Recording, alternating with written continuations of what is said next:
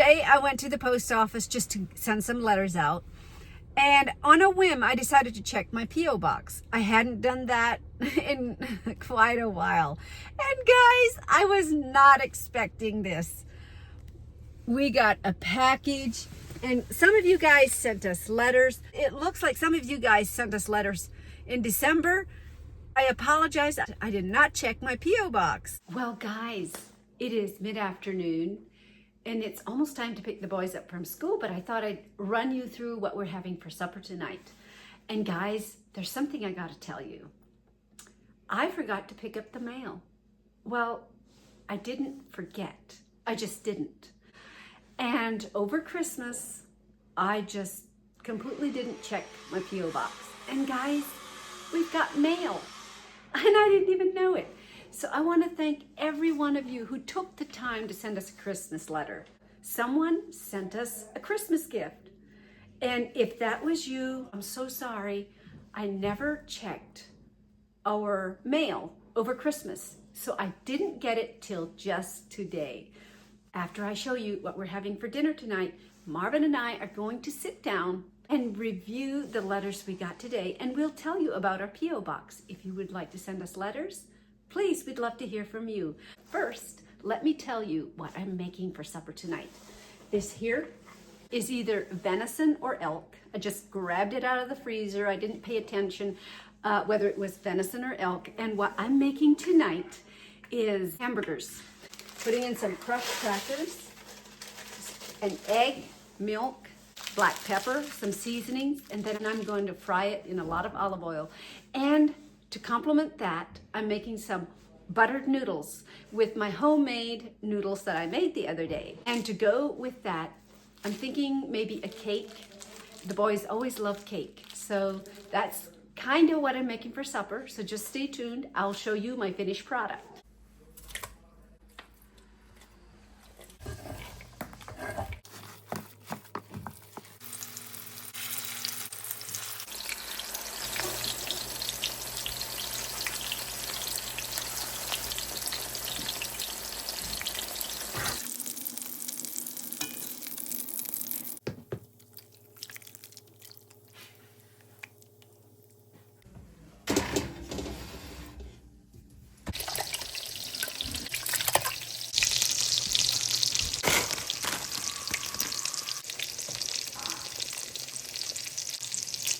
There's Jordan. He is setting the table for supper tonight. And here you go. This is my buttered noodles. It's got some chicken in it. This is like mock steak. It's hamburgers fried cut lightly on both sides. And then I put kind of like a gravy on top.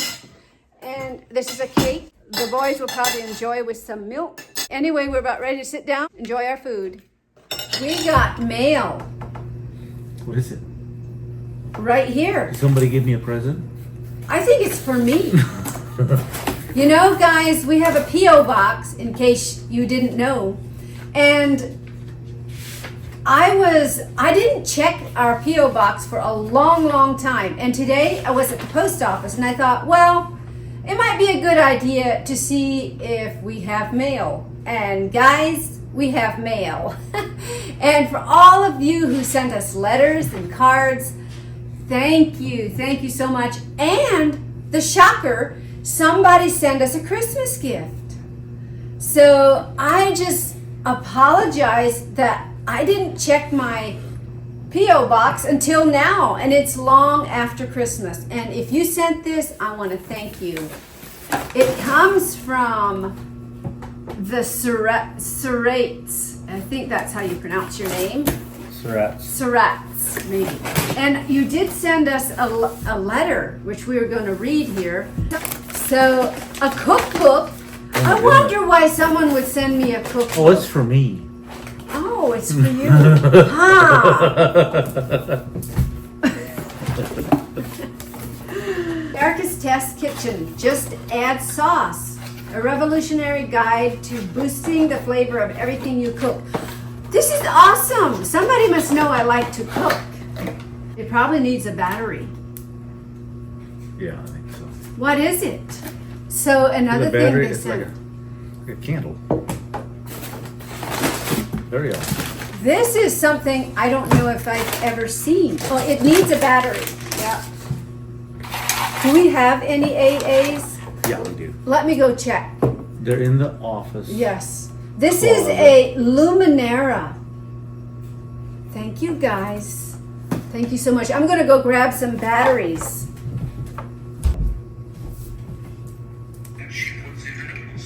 Dear Mullet family, Montana family homestead. I wanted to reach out. I'm getting old. I need to take my glasses off to read. And I need to put them on to read. So our kids should be just right. I have really good eyes. It's just since I am going towards that big 5-0 that my I need to take my eyes glasses off to are read. starting Like, to. I need reading glasses. I wanted to reach out and express my gratitude and say thank you for all the wonderful content you post on your channel. I found it a couple of years ago through Montana Haven. Your videos are also always positive, informative, and inspiring. I probably like watching the cooking segments most, but the chickens and woodworking videos are fun to watch as well. Mary, you are an incredible cook. It always amazes me how much food you can prepare and cook. I'm sure you could feed an army all by yourself. Oh, I don't know about that. We hear that all the time. So. Well, I do When have a people small came army. over.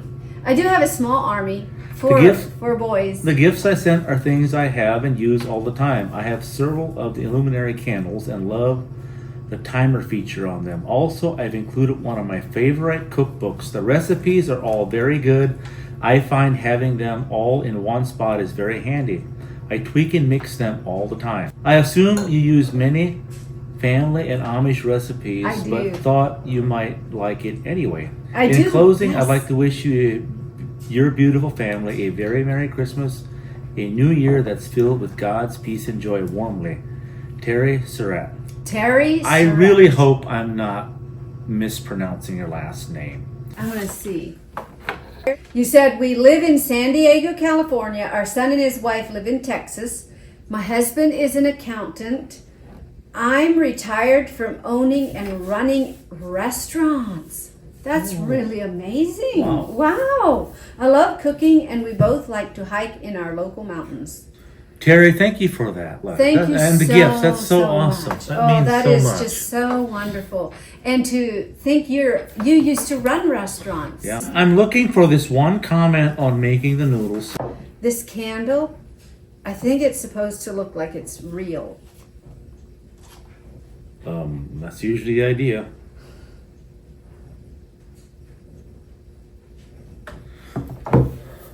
Just look at that. We might This have- flame, we might have if too it much looks light. real, it's not real. But it does look real. We might have to turn the light down. Yeah, let's turn the light down. You shut the outside light off. You gotta flip the other switch. So I shut some of the lights off. It does actually look very real. It looks look like it's really, flickering. I've never seen one like this.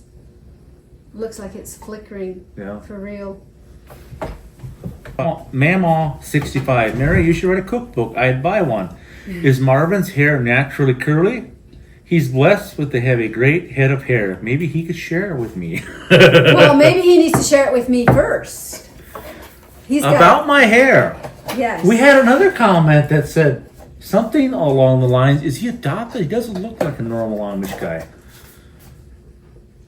I do have a number of people that are very surprised when they hear I'm Amish. They said, you don't look like an Amish guy and you don't talk like one. And then other people are like, yeah, I can hear the Amish. You can't hide it. And I usually respond with, I'm not trying to hide it. And they're like, oh, yeah, okay. But anyway, about the hair. If I remember correctly, it is from Wilhelm Bender. Yeah. Many moons ago, many years ago. Yeah. When the Anabaptists were being persecuted in Europe, there was a family that sent their young son over to America. He was 15 years old. His name was Wilhelm Bender. He is I'm from his lineage. And that is where the curly hair comes from. Yeah. Now, the mom- curly hair shows up only sporadically. You know, none of my boys have that curly hair, but he has. One of my sisters They have 3 boys, and they all have curly hair. Yeah. So the hair, the hands, and the feet are kind of along. They share a few things, like very coarse, very rough, Yes. cracking. Like hands can get dehydrated pretty easy to the point where they start cracking and bleeding. If I just learned to start wearing gloves. Yeah. But when you're on the farm, I remember lots of times my hands would just really hurt. They'd start cracking open. In later years, I started using a lot more fish oils. Yeah. And when I'm working out in the well, I don't do construction outside much anymore. It's almost like lotion doesn't cut it. You almost have to take a supplement or something. Yeah. Because you've got such dry skin. I've tried a lot of lotions. I've tried some really high-end lotions. I've tried Cornhuskers lotion. Mm-hmm. And that, like, when your hands are to the point, and this happens when it turns colder, cold, wet conditions, you're out working with your hands, and all of a sudden they'll just start, like, the tips cracking and drying out and bleeding. Yes. But the Mane and Tail brand hand lotion. Does that help? That's my go-to. I've tried probably a dozen different kinds of lotions. That some are really, really expensive, and they just don't do a whole lot. Have you tried just plain simple coconut oil? I have tried coconut oil. Does that work? Does it help? Not like the Mane and Tail. There's been times that I've used axle grease. Axle grease? They'll seal them up and get through the day, then come home and wash it out. Mm-hmm. You know? So if we've had comments like, Marvin, go wash your hands. First of all, who works with what? Heavy glue products or stuff that really sticks to your hand? Yeah. And you already took like the stainless steel chore boy, scrubbed your hands. So I just got back from the trip, but just before I left on the trip, I went out to the shop and got some sandpaper. And I sat there and sanded my hands down so they were smooth, get the dirt out of them. Yeah. I can scrub them all I want with even like any kind of cloth, and it won't come out. Like I have to actually, like I have really, really thick skin. So I can pick up hot plates that most people can't pick up. Mm-hmm. And I remember my mom used to do the same thing. I know there's been times when I've picked up a plate and handed it to a guy. He touched it and looked at me like, how can you hold that? It must be thick skin. Rough. Comes with being married, maybe, huh? That bad, huh? So anyway, I just got back from northern Indiana. My Uncle Mel passed away. He was 83 years old. He lived a very full life. He was always a guy that was full of energy, high energy, and just the most phenomenal storyteller. Yep. Everyone that knows him for 10 minutes probably heard some of his story. He was just a phenomenal storyteller. Yeah, and we talked about him briefly in our last sit down. So, and since then, you flew to where? Indiana? Yep, I took off Friday for afternoon his funeral. Out of Kalispell, got in late Friday night in northern Indiana. Saturday morning, went out to eat with my sister and a bunch of nieces and nephews. Yeah, just spend a lot of time with family. And so we went to the funeral, saw cousins that I hadn't seen in years.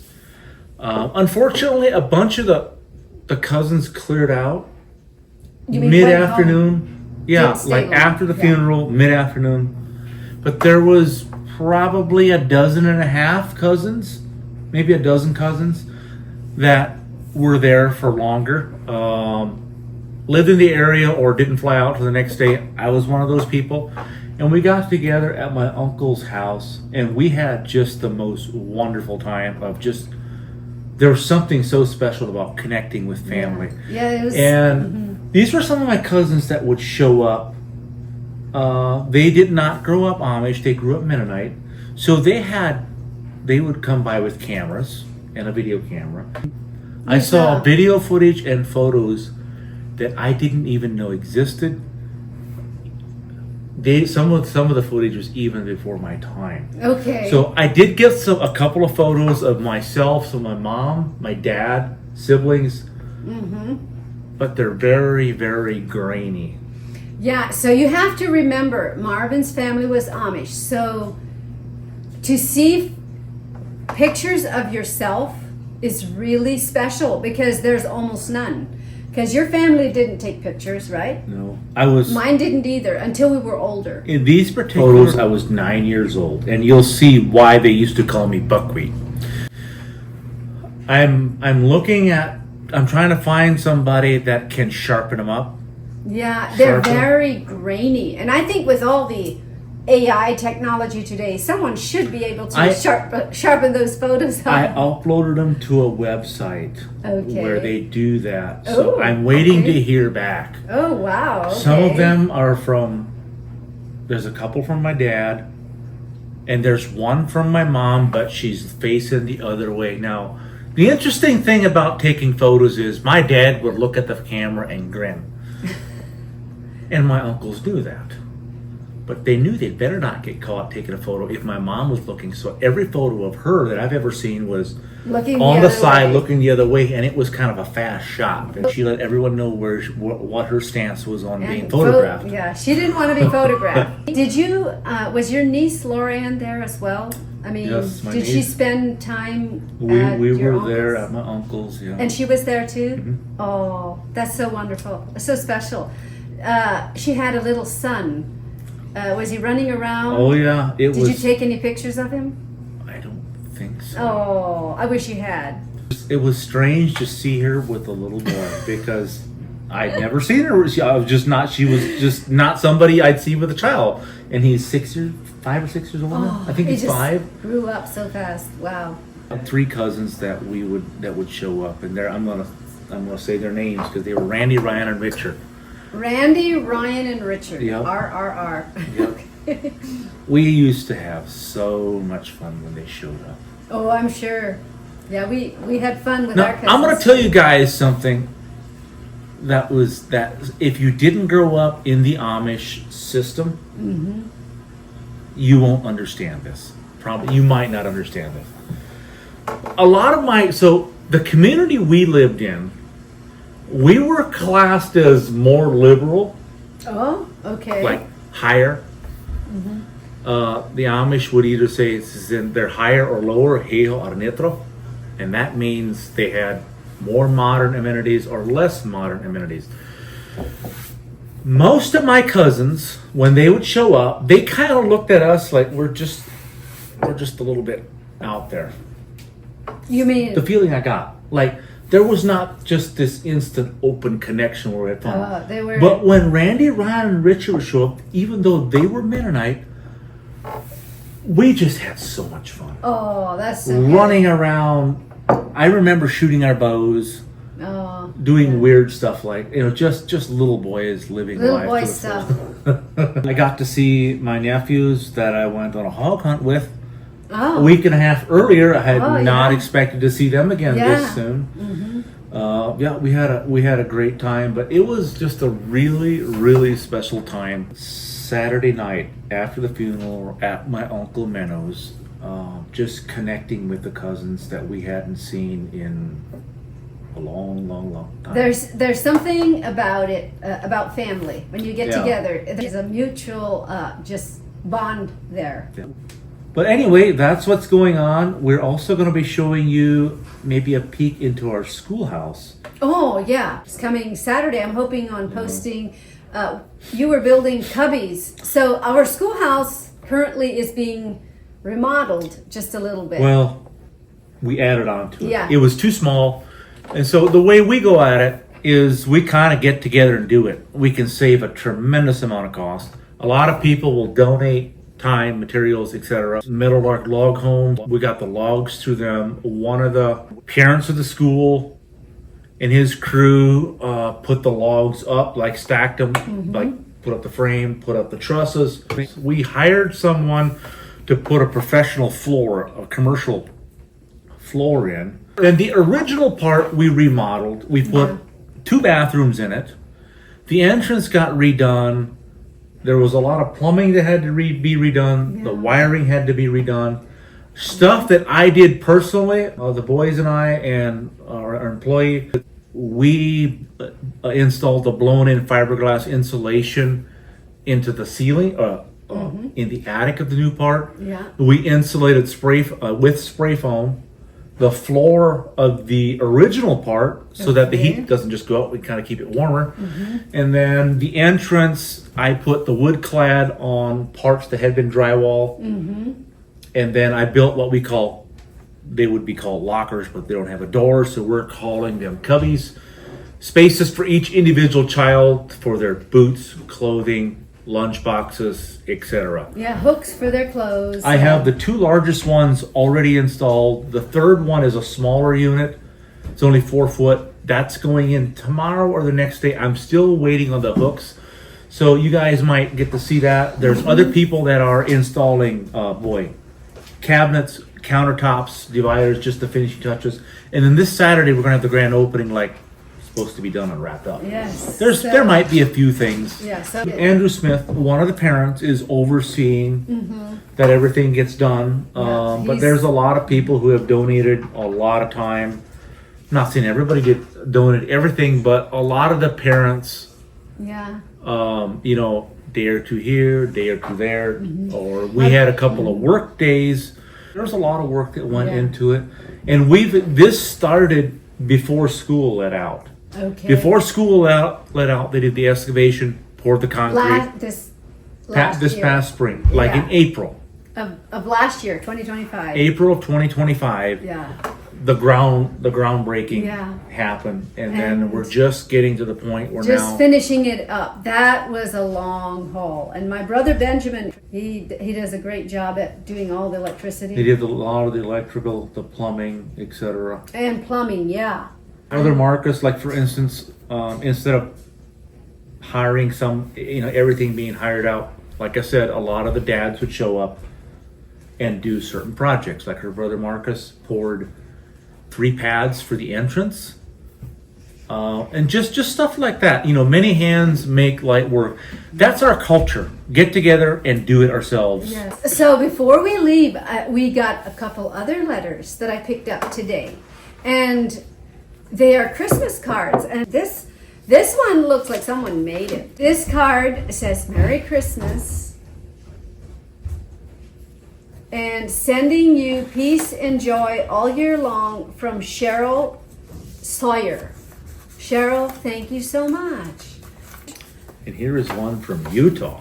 From Utah. Allure? Is that what it is? Dawn Allure? Dear Mary, I'm so glad to get to spend time with you through your channel. You seem to be a very sweet person. God bless you and your family this Christmas season and always. Dawn. Merry Christmas. I enjoy watching your videos. Thank you for all the work you do to share your life. Dawn Allure. Allure, I think that's how to pronounce your name. This is her card. Here I have a comment from 4 days ago. Interesting to hear about Marvin's father building buggies. There is a large old order Amish community in my hometown of Bern, Indiana. They had only opened buggies because they believed that closed buggies were too worldly. I remember seeing them in the dead of winter holding umbrellas to try and block the cold wind. This may have changed, I don't know. I moved to Texas several years ago and haven't been back to Bern. Sure enjoy it when y'all share memories. God bless you with happy and a prosperous new year.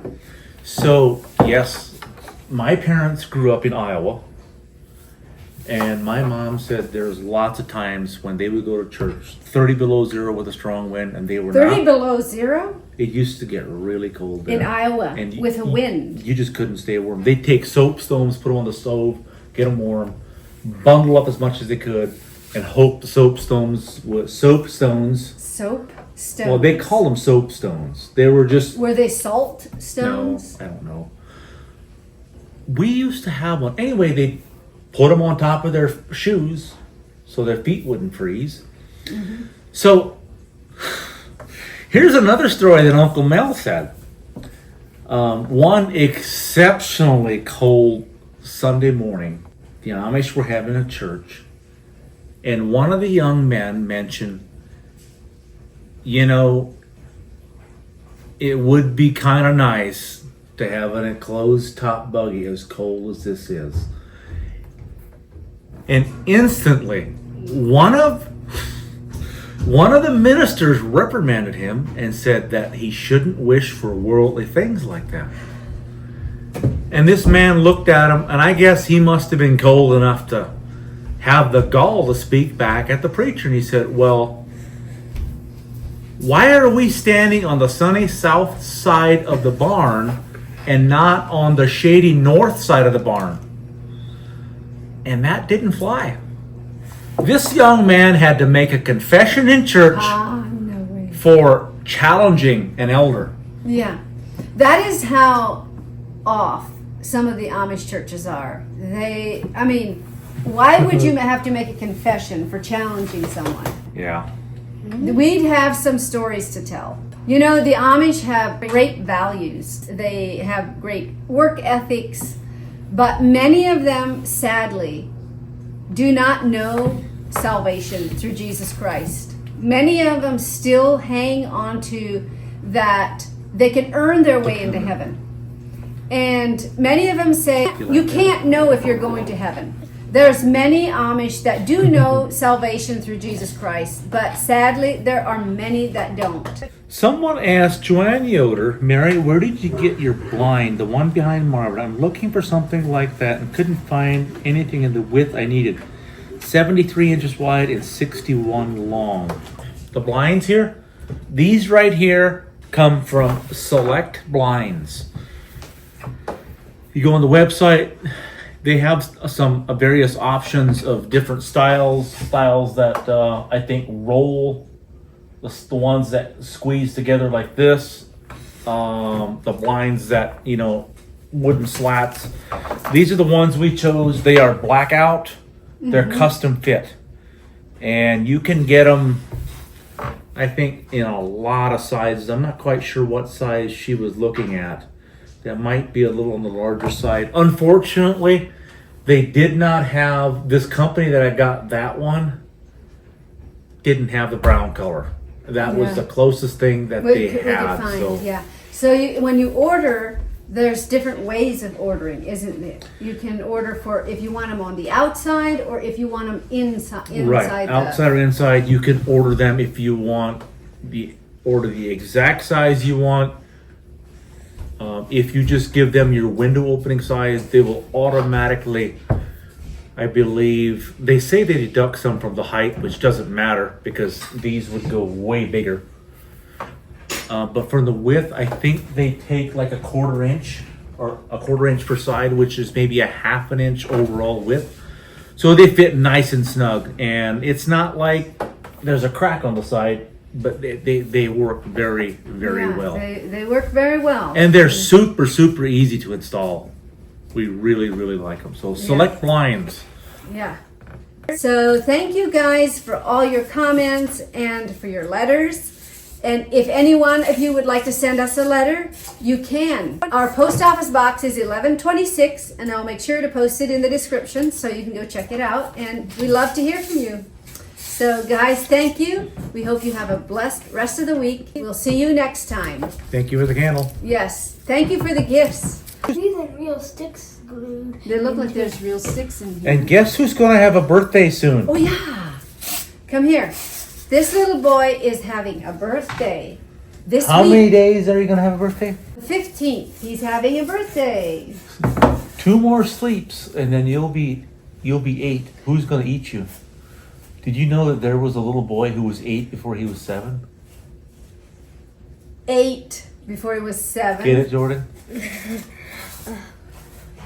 Not really. He's There was just a little joking. boy who was 8 before he was 7. Maybe a lion ate him? No. So, you know, birthdays are a big deal when you're his age. So And it's a proven fact. The more birthdays you have, the older you are. Did you know that, Jordan? Yeah.